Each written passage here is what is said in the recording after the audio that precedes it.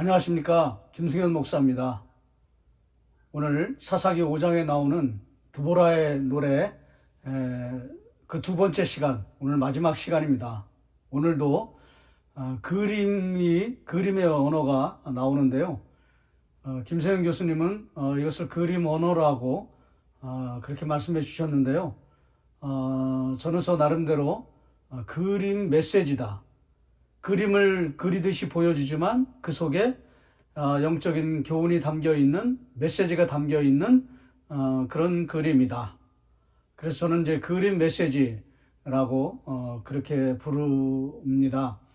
오늘 그 두 번째 그림이 나오는데요. 우리 지난 시간에는 산과 물가의 그림을 여러분께 말씀드렸는데요. 오늘은 두 여인에 대한 이야기입니다. 먼저는 우리가 잘 알듯이 야엘의 이야기가 먼저 나옵니다.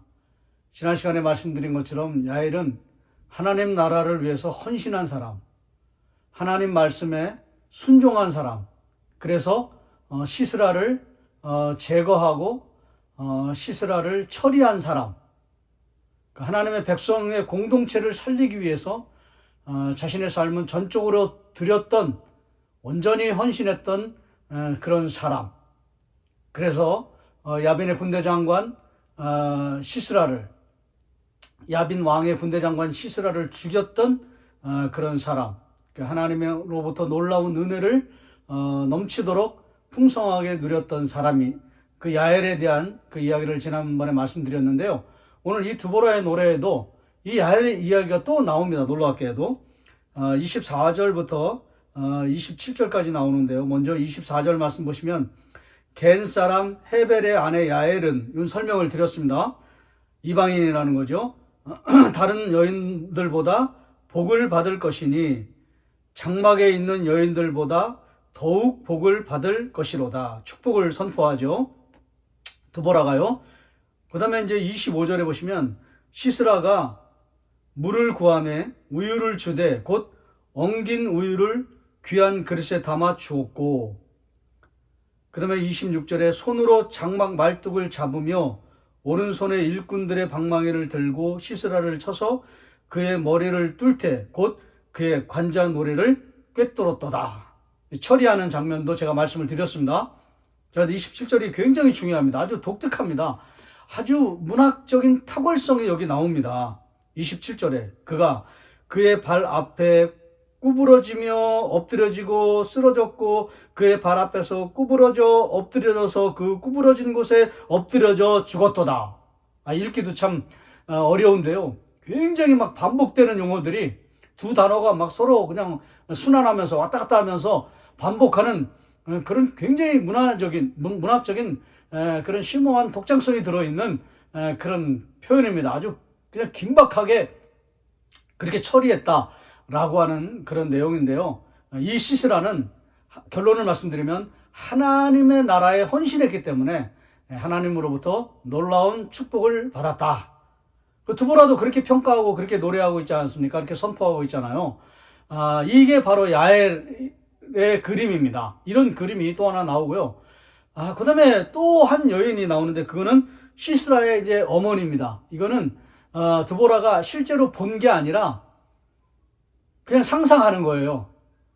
그냥 창의성을 가지고, 이렇게 어머니가 이렇게 하고 있을 것이다 라고 상상하고 있는 내용을, 실제로 이렇게 하고 있을 거라고는 그런 건 아닌데 그냥 이렇게 할 거다라고 생각하면서 그냥 이렇게 노래로 그렇게 상상하고 있는 상상력의 산물이다, 그렇게 생각할 수 있습니다. 드보라의 어머니가, 시스라의 어머니가 이렇게 시스라를 이제 맞이하기 위해서 준비하고 있다, 이제 그런 그림 속으로 들어가 보겠습니다. 근데 굉장히 나중에는 그냥 처절하고 좀 굉장히 불행하고 어두운 그런 그림입니다. 28절 보시면, 시스라의 어머니가 창문을 통하여 바라보며, 이제 아들이 오는 거를 이제 오기를 기다리는 거죠. 이제나 저제나 창문을 통해서. 이게 어머니의 마음이긴 하겠죠. 그 다음에 창시를 통하여 부르짖기를, 하도 안 오니까 올 때가 됐는데 뭐 금방 전쟁 끝내고 와야 되잖아요. 그렇게 교만한 소리를 했거든요. 전차 한 대 가지고, 철병거 한 대 가지고 너희들은 다 쓸어낼 수 있다. 이렇게 하고 그냥 호언장담하고 갔으니까요. 벌써 와야 되는데 안 돌아오는 거예요. 자기가 생각한 것보다 너무너무 지체되니까 그냥 걱정되기 시작한 것이죠. 창사를 통하여 그래서 부르짖기를 걱정한다는 것이죠. 그의 병거가 어찌 더디어 오는가. 창사를 통해서 부르짖는 이유는 뭐냐면 안 오니까요. 너무 더디어 온다라고 생각하는 것이죠. 얘 왜 안 오지? 올 때가 됐는데 와도 벌써 왔어야 되는데 이거 무슨 일 당한 건 아니고 그럴 일은 뭐 아예 일어나지 않을 텐데 그냥 어디다 막 즐기다 오는 거 아닌가? 더 놀다 오겠지. 많이 놀다 오겠구나. 이제 이렇게 생각하는 거죠. 착각하는 거죠. 여태까지 그렇게 했으니까요. 그 다음에 보세요. 이렇게 돼 있습니다. 그 병거가 어찌하여 더디어 오는가? 그의 병거들의 걸음이 어찌하여 늦어지는가 하매. 29절에 그의 지혜로운 시녀들이 대답하였겠고 그도 스스로 대답하기를. 30절에 그들이 어찌 노량물을 얻지 못하였으라. 그것을 나누지 못하였으라. 보세요. 지금 관심이 뭐냐면 이제 노량물이에요. 전리품이죠. 여기 사람도 들어가 있습니다. 그런 거를 이제 막 너무 많이 해가지고 이거를 나누는데 아직 이게 다 정리가 안 됐나 보다. 아직 이게 왜 분배가 안 됐는가 보다. 이제 이렇게 생각을 한 거죠. 어찌 나누지 못하였으랴. 사람마다 한두 처녀를 얻었으리로다. 사람들마다 아무리 못해도 그냥 군사들도 한두 명의 처녀들을. 그러니까 여기 인신의 그런 욕망들이 이제 다 들어있는 거죠. 이스라엘 백성들은 절대 그러지 않았거든요. 이렇게 막 그 여자들을 이렇게 착취하고, 막 성폭행하고 절대 이런 일을 하지 않았거든요. 근데 이방 사람들은 뭐 그런 영적인 개념이 없으니까요. 그냥 처녀들 노력해가지고 그냥 자기 성놀이감으로 그렇게 그다시 고대 근동 아시아 지방에서는 다 그렇게 했거든요. 이게 문화거든요. 이게 전투 문화거든요. 이게 군대 문화거든요. 이게 전쟁 문화거든요. 그러니까 이제 한두 처녀를 얻었을 것인데 한두 처녀를 얻었으리로다. 시스라는 채색 옷을 노략하였으리니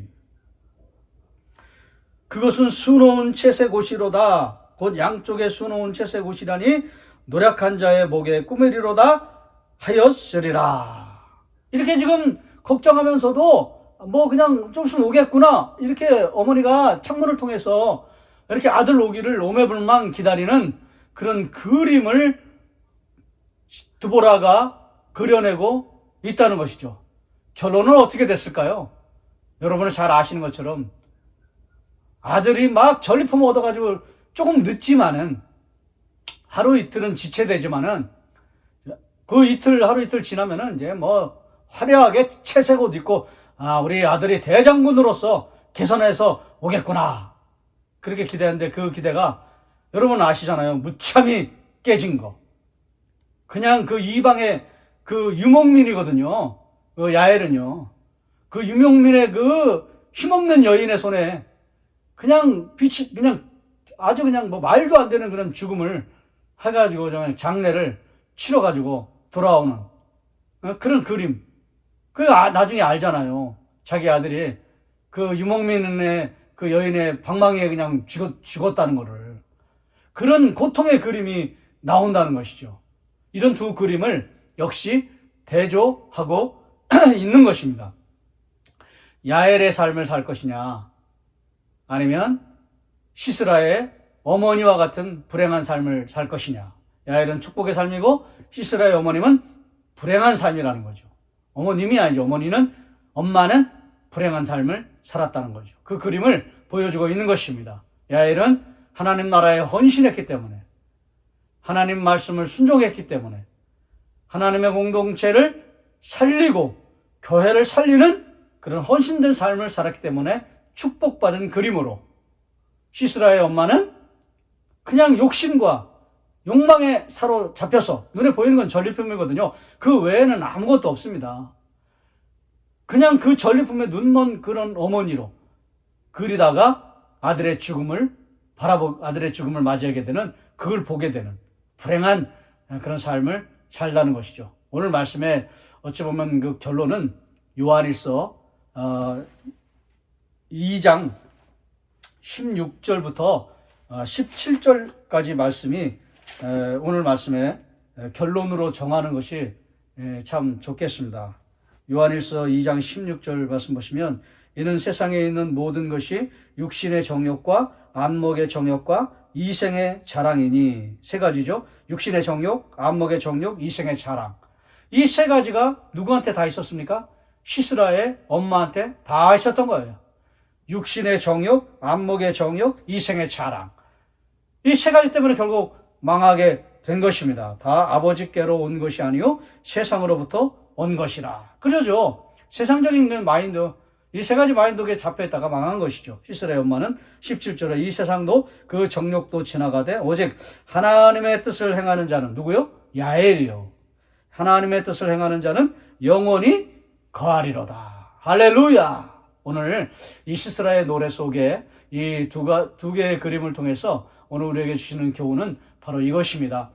하나님 나라에 헌신하는 삶을 통해서 축복을 받고 누리는 삶을 살아야 한다.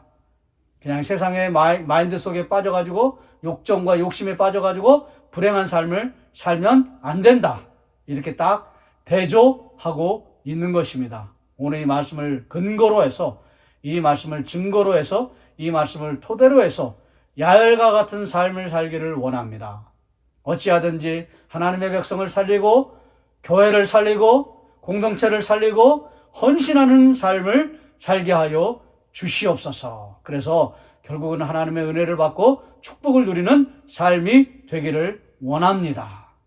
내 마음속에 있는 그 시스라의 엄마와 같은 그런 마음, 우리 안에 다 있잖아요. 그런 우리 마음속에 그 육체의 마음이라고 그랬잖아요. 사도 바울은. 그런 마음이 다 있거든요. 없는 게 아니에요. 다 있어요. 저도 있어요.